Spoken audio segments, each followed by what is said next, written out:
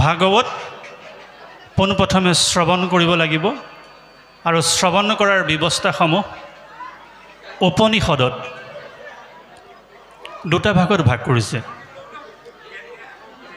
যদি আপোনাৰ শ্ৰৱণত ভুল হৈছে,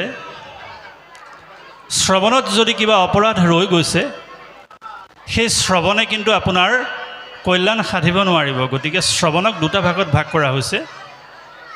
শ্ৰৱণত সাৱধান হ'বলৈ কৈছে। অবৰ আৰু পবৰ দুটা পন্থাত বিভক্ত হৈছে শ্ৰৱণ। শ্ৰৱণ কেনেকৈ কৰিব লাগে, উপনিষদৰ আমি অকণমান আখ্যানৰ যোগেদি আপোনাসৱৰ মাজলৈ শ্ৰৱণ ব্যৱস্থাটোৰ বিষয়ে আপোনাসৱক অৱগত কৰিব বিচাৰিছোঁ। কেনেকৈ শ্ৰৱণ কৰিলে আচলতে আপোনাৰ লাভ বেছি হয়। উত্তম শ্ৰৱণ আৰু অধম শ্ৰৱণ। উত্তম শ্ৰৱণ হৈছে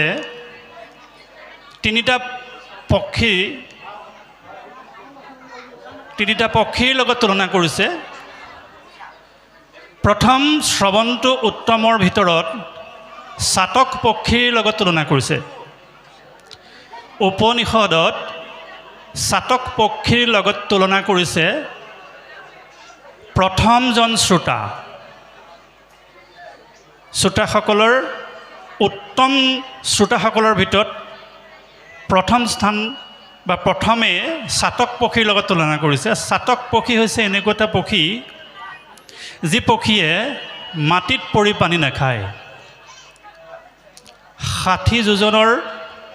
60 নক্ষত্ৰৰ পানী তেওঁলোকে আকাশতেই ধৰি খায়। ইমান পৰিশুদ্ধ আৰু বিশুদ্ধ পানী, যি পানী সাগৰত যদি শামুকে পায়, তাতেই শংখৰ জন্ম হ'ব পাৰে, মণিকৰ জন্ম হ'ব পাৰে। গতিকে ইমান সুন্দৰ এই পানী তেওঁলোকে সেই চাতক পক্ষীয়ে 60 যোজনৰ যি পানী তাত গ্ৰহণ কৰিবৰ কাৰণে বহু ওপৰত উৰি যায় আৰু সেই পানীহে গ্ৰহণ কৰে। কিন্তু তেওঁ সেই চাতক পক্ষীয়ে পৃথিৱীত পৰি পানী নাখায়। তেনেকৈ ভাগৱত শ্ৰৱণ কৰিবৰ কাৰণে কিছুসকল শ্ৰোতা আহে, যিসকল শ্ৰোতাই ভাগৱতৰ আটাইতকৈ তেওঁৰ কাৰণে প্ৰয়োজন হোৱা, আটাইতকৈ মহামূল্যৱান মন্ত্ৰৰূপে পৰিগণিত হোৱা, তেওঁৰ জীৱনত প্ৰয়োগ কৰিবলগীয়া মন্ত্ৰসমূহ ইয়াৰ পৰা লৈ যায়।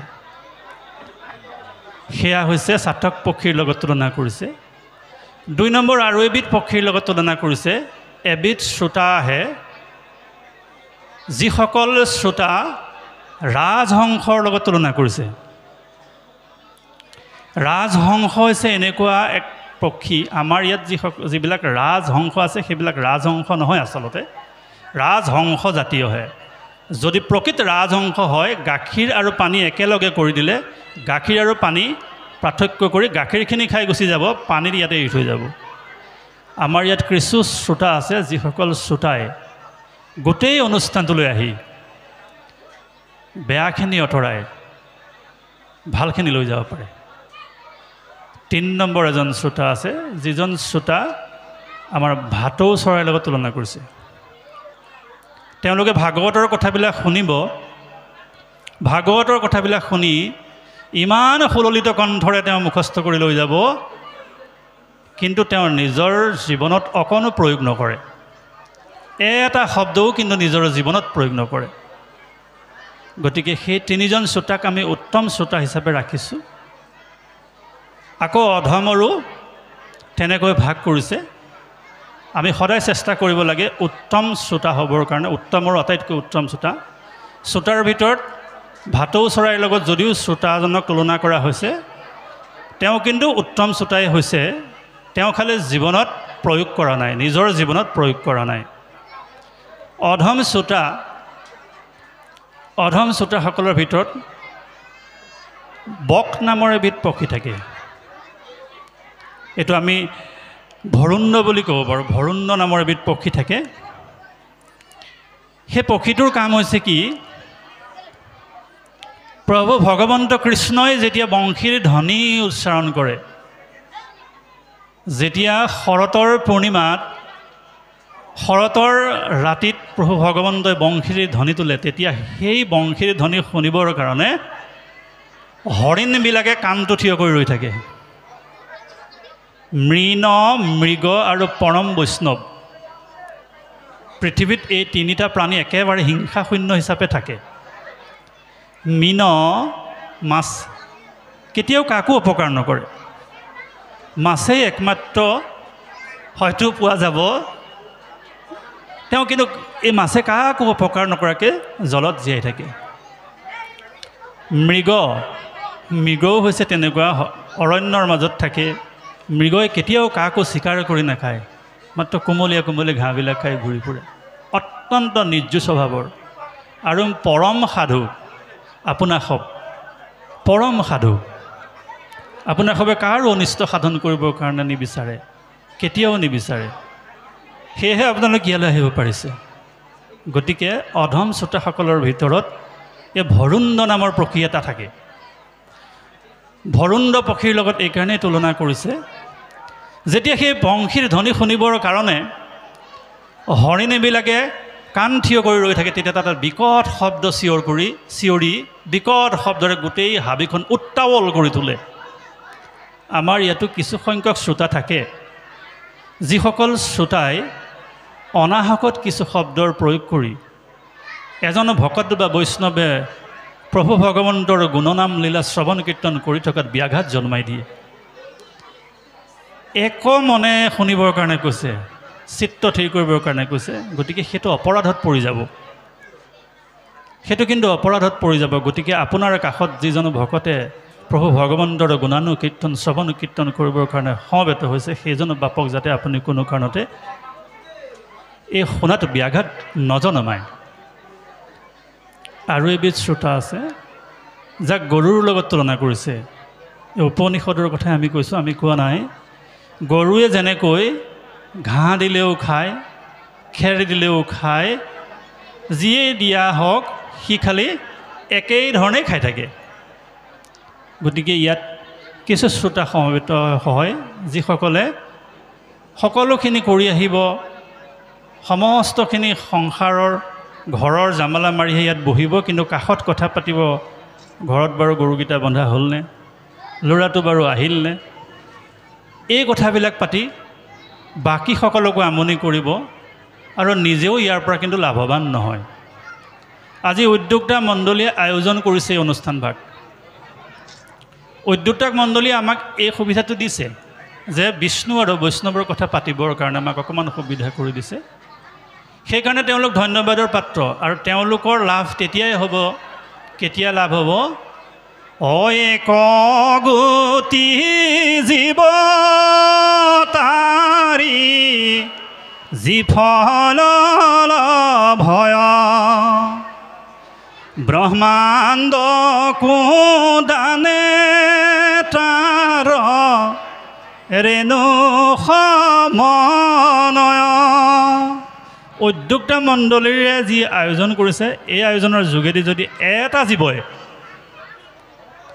ইয়ালৈ অহা এটা জীৱই যদি ঈশ্বৰমুখী হৈ যায় আৰু তাৰ পৰা আপুনি যিটো লাভ পাব, সেই লাভটো হৈছে ব্ৰহ্মাণ্ডখন দান কৰিলে যি পুণ্য হ'ব তাতকৈ বেছি লাভ হ'ব।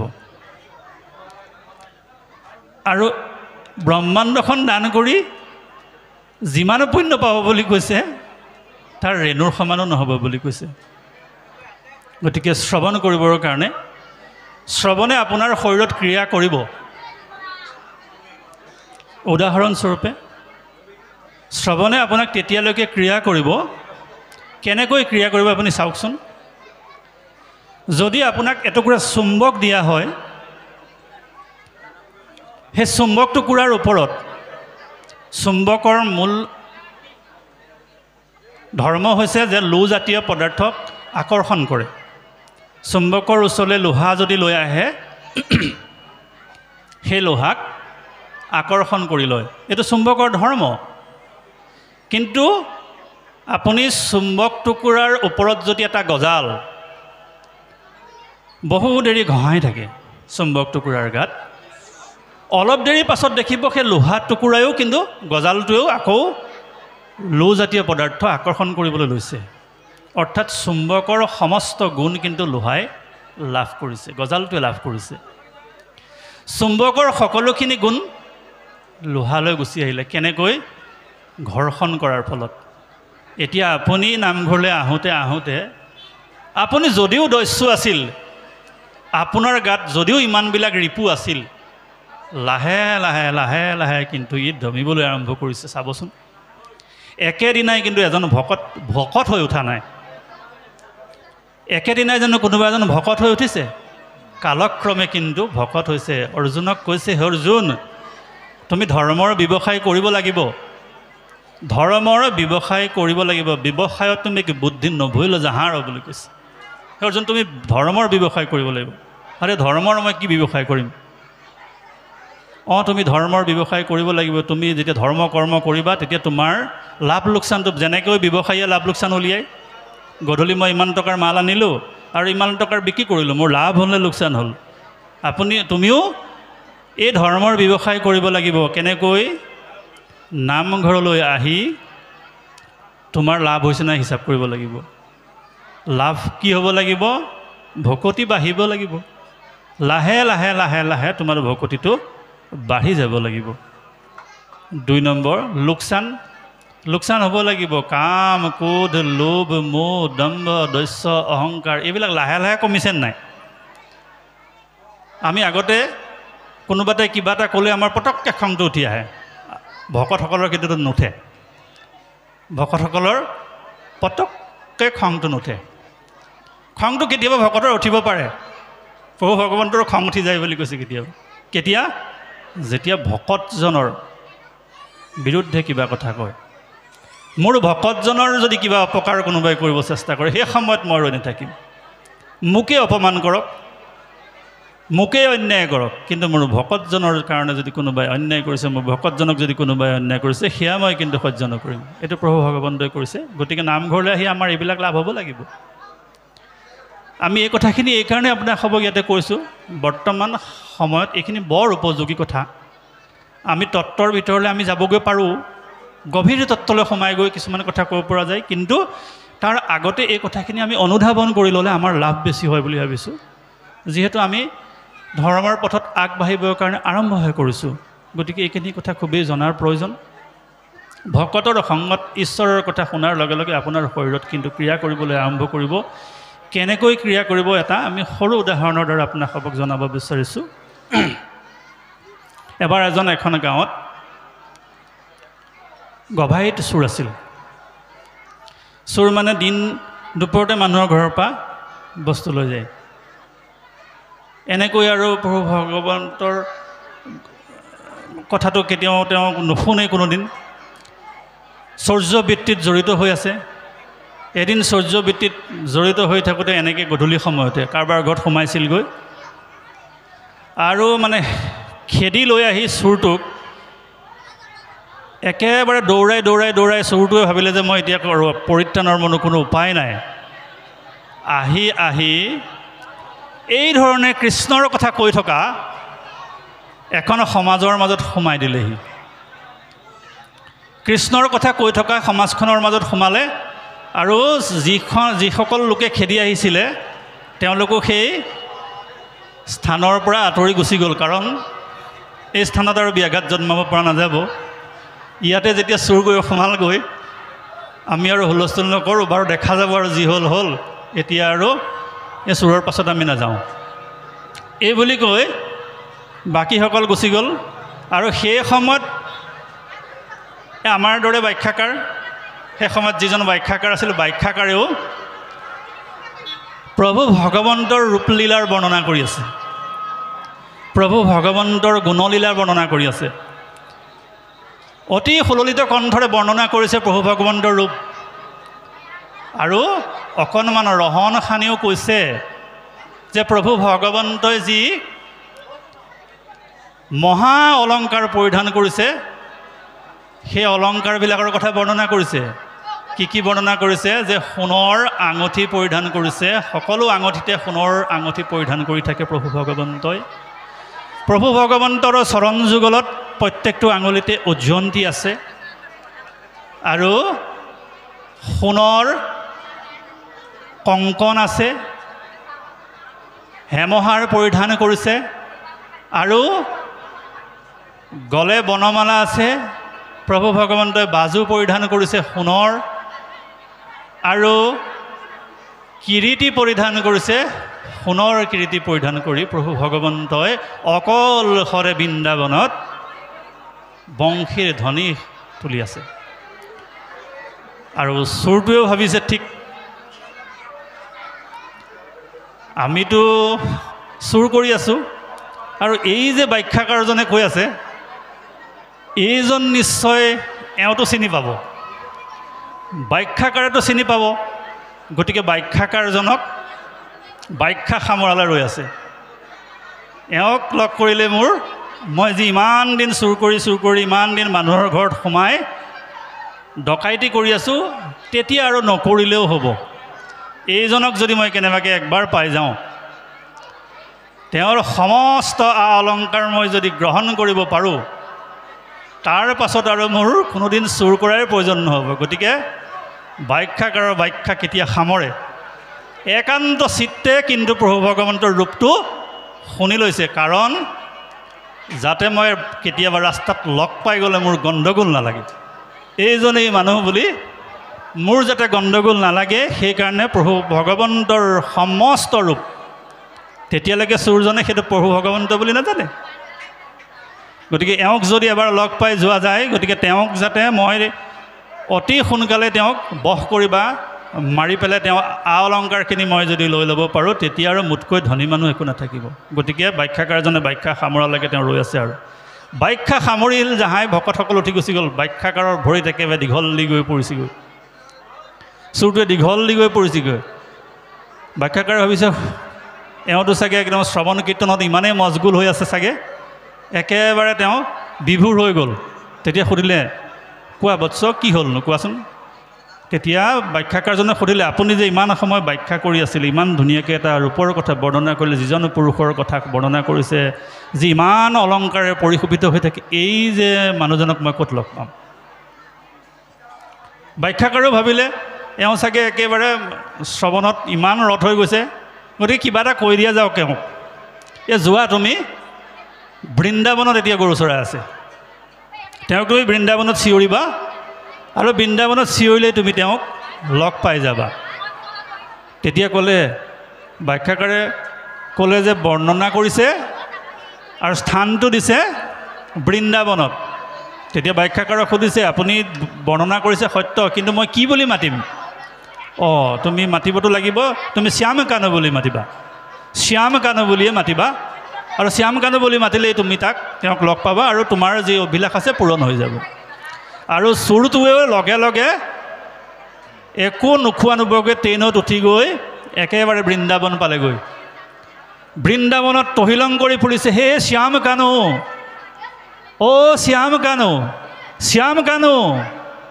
গোটেই বৃন্দাবনখন তহিলং কৰি ঘূৰি ফুৰিছে। গৰখীয়াসকল ঘূৰি আহিছে, ইজনক সুধিছে, শ্যাম কানুক ক'ৰবাত দেখিছিলা নেকি? তোমাৰ লগত ইয়াতে শ্যাম কানু বুলি কোনোবা আছে নেকি? আছে বোলে, সেই যে হাবিখন দেখিছে তাৰ পৰা এতিয়া গৰু চৰাই শ্যাম কানু আহিব, এনেই কৈ দিলে। আৰু তেওঁ গৈ আছে শ্যাম কানু, হে শ্যাম কানু, হে শ্যাম কানু, হে শ্যাম কানু, এনেকৈ চিঞৰি চিঞৰি যোৱাৰ পাছত গধূলি সময়ত প্ৰভু ভগৱন্তই তেওঁৰ সন্মুখত বিদ্যমান হৈ দেখা দিলে।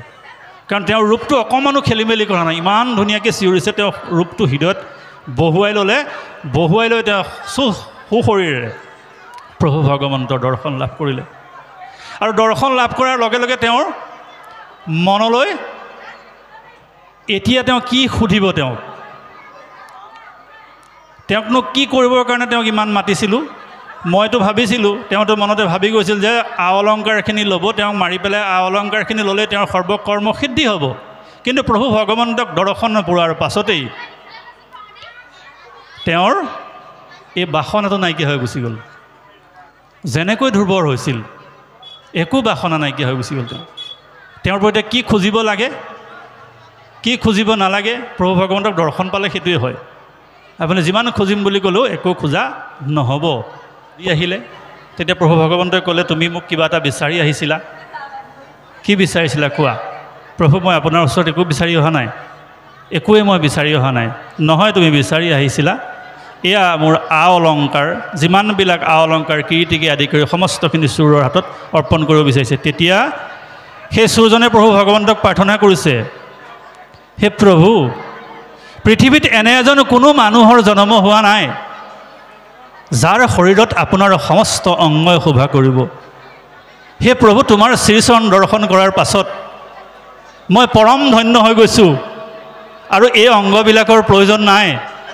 প্ৰভু, এয়া আপুনি ৰাখক, আপোনাৰ লগত ৰাখক, এই বুলি প্ৰাৰ্থনা কৰিছে চোৰজনে। তাৰপিছত প্ৰভু ভগৱন্তই কৈছে, নহয়, তুমি যিহেতু মোৰ ওচৰত কিবা এটা বিচাৰি আহিছিলা, আৰু শাস্ত্ৰসন্মত এটা সিদ্ধান্ত, প্ৰভু ভগৱন্তক যদি কোনোবাই দৰ্শন লাভ কৰে কিবা নহয় কিবা লাভ হ'ব লাগিব। সেইকাৰণে আমাৰ প্ৰহ্লাদ চৰিত্ৰত গাইছে গৈ, মোক দেখিলে ক যিটো জানা, নাহি তাৰ পুনৰাগমন।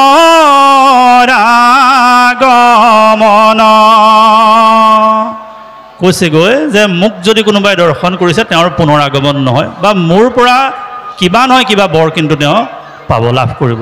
গতিকে তুমি মোক দৰ্শন কৰিলা, তুমি মোৰ পৰা কিবা এটা ল'ব লাগিব। তেতিয়া প্ৰভু ভগৱন্তক চোৰজনে কৈছে যে তুমি যদি মোক সঁচাকৈ দিব খুজিছা তেন্তে মোৰ এটা অভিলাষ আছে, মই যেতিয়াই তোমাক বিচাৰিম, মই যেতিয়াই তোমাক চাব খুজিম, তেতিয়াই তুমি মোৰ ওচৰত বিদ্যমান হৈ উঠিবা, এইটোকে মোক কৃপা কৰা। তেতিয়া প্ৰভু ভগৱন্তই তথাস্তু বুলি কৈ গুচি গ'ল। আৰু তথাস্তু বুলি কৈ গুচি যোৱাৰ পাছত চোৰজন কিন্তু তাত ৰৈ থকা নাই। চোৰজন চিধা চিধিকৈ আহিছে কাৰ ওচৰলৈ? সেইজন ব্যাখ্যাকাৰৰ ওচৰলৈ, যিজনৰ ব্যাখ্যাকাৰে ব্যাখ্যাৰ কৰি থকা অৱস্থাত প্ৰভু ভগৱন্তৰ ৰূপটো ধ্যান কৰিবলৈ সুবিধা পালে, আৰু সেই ধ্যানৰ যোগেদি প্ৰভু ভগৱন্তক গৈ সঁচা সঁচিকৈ লগ পাই গ'ল। এই কথাষাৰ ব্যাখ্যাকাৰজনৰ ওচৰত আহি ক'ব লাগে। সেই মুহূৰ্তটো ব্যাখ্যাকাৰজনে ব্যাখ্যা দি আছিল, সেই মুহূৰ্ততে চোৰজন গৈ ব্যাখ্যাকাৰৰ ভৰিত দীঘল দি পৰিছেগৈ। কৈছেগৈ যে আপুনি ইমান সুললিত কণ্ঠেৰে ইমান ধুনীয়াকৈ ব্যাখ্যা আগবঢ়ালে, আৰু সেই ব্যাখ্যা আগবঢ়োৱাৰ পাছত কিন্তু মই প্ৰভু ভগৱন্তক চিধা চিধিকৈ লগ পাই গ'লোঁ, এয়া মোৰ কাষতে প্ৰভু ভগৱন্ত বিৰাজমান হৈ আছে। ব্যাখ্যাকাৰে ভাবিছে, ইমান দিন মই ব্যাখ্যা কৰিলোঁ, ইমান মানুহক মই ঈশ্বৰৰ কথা ক'লোঁ, ময়ে আজিলৈকে দেখা নাই, ই দেখাটো কেনেকৈ সম্ভৱ হ'ব পাৰে? তেতিয়া আকৌ চোৰজনে কৈছে, চাওক, এয়া প্ৰভু ভগৱান মোৰ ওচৰতে বিৰাজমান হৈ আছে। ব্যাখ্যা কৰি চাৰিওফালে চাইছে, ক'ত প্ৰভু ভগৱন্ত দেখা নাই, কাৰণ তেওঁ দেখা নাই, তেওঁৰ ব্যাখ্যাত কপটতা আছে। যেতিয়ালৈকে আপোনাৰ ভাৱত কপটতা থাকিব প্ৰভু ভগৱন্তৰ দৰ্শন লাভ নহ'ব। যদিও তেওঁ কৈছে আমি প্ৰভু ভগৱন্তক মহাপ্ৰসাদৰ শৰাই যেতিয়া সজাম তেতিয়া আমি ধৰি ল'ব লাগিব, কায় বাক্য মনে চিত্তে আমি ক'ম যে প্ৰভু ভগৱন্ত তোমাৰ উদ্দেশ্য কৰিয়ে দিছোঁ, কিন্তু যদি মনতে ভাবোঁ যে তোমাৰ পাছততো আমিয়ে খাম, এনেধৰণৰ ভাৱনা ল'লে কিন্তু প্ৰভু ভগৱন্তক পোৱা নাযাব। গতিকে ব্যাখ্যাকাৰেও ইমান ব্যাখ্যা যদিও আগবঢ়াইছে, কিন্তু আজিলৈকে সেই প্ৰভু ভগৱন্তৰ শ্ৰীৰূপ দৰ্শন হোৱা নাই। তেতিয়া চোৰজনে প্ৰভু ভগৱন্তক কৈছে, প্ৰভু, এইজনেই মোৰ গুৰু, যিজনৰ ভৰিত ধৰি মই ইমান দূৰ পালোহি, আৰু মই তোমাক আজি দেখি আছোঁ, এই গুৰুৱে দেখা নাই, আৰু মোৰ গুৰুৰ ওচৰত এইটো মহা অপৰাধ হ'ব। এইজন গুৰুৰ কৃপাতেই মই তোমাৰ দৰ্শন হৈ গ'ল, তুমি কৃপা কৰা, এই গুৰুকো তোমাৰ দৰ্শন দিয়া। তেতিয়া প্ৰভু ভগৱন্ত তথাস্তু বুলি কৈছে, আৰু ব্যাখ্যাকাৰেও প্ৰভু ভগৱন্তক দেখা পাইছে। গতিকে সেই ব্যাখ্যাকাৰক দেখুৱালে কোনে? এই চোৰজনে। গতিকে চোৰজনে দেখুৱালে, যদিও ব্যাখ্যাকাৰজনক দেখুৱালে, চোৰজনে কিন্তু এটা কথা কৈছে, এওঁ মোৰ গুৰু,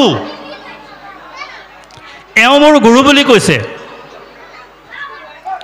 এতিয়া চাব, মহাপুৰুষ শংকৰদেৱৰ ওচৰত শৰণ গ্ৰহণ কৰিবৰ কাৰণে তিনিজন ভকত যেতিয়া আহিছিল, ভকতকেইজনক মহাপুৰুষ শংকৰদেৱে শৰণ দিম বুলি ক'লে।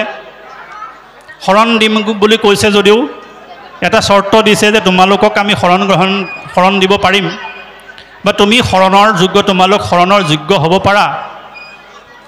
এটা চৰ্ততে দিব পাৰিম, তোমালোকে আগৰ যিকেইজন গুৰুৰ ওচৰত শৰণ গ্ৰহণ কৰিছিলা সেই গুৰুকেইজনৰ নাম কাইলৈ লৈ আহিবা, তেতিয়া তোমালোকে মোক ক'বা, আমি তাৰপিছত সেই গুৰুকেইজনৰ নাম জনাৰ পাছত আমি তোমালোকক শৰণ দিব পাৰিম।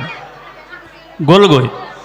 পাছদিনাখন তিনিজন গুৰুৰ নাম লিখি আহিছে। কোনোবা গুৰু তেওঁলোকৰ সত্ৰাধিকাৰো হ'ব পাৰে বা আন কোনো হ'ব পাৰে, যিসকলৰ ওচৰত তেওঁলোকে ইতিমধ্যে শৰণ গ্ৰহণ কৰিছে বা দীক্ষা গ্ৰহণ কৰিছে বা ধৰ্মৰ শিক্ষা লাভ কৰিছে, তেওঁলোকৰ নাম লিখি লৈ আহিছে। তেতিয়া মহাপুৰুষ শংকৰদেৱে কৈছে যে তোমালোকে এটা কাম কৰা, তোমালোকৰ 3জন গুৰুৰ নাম এই মাটিত লিখা।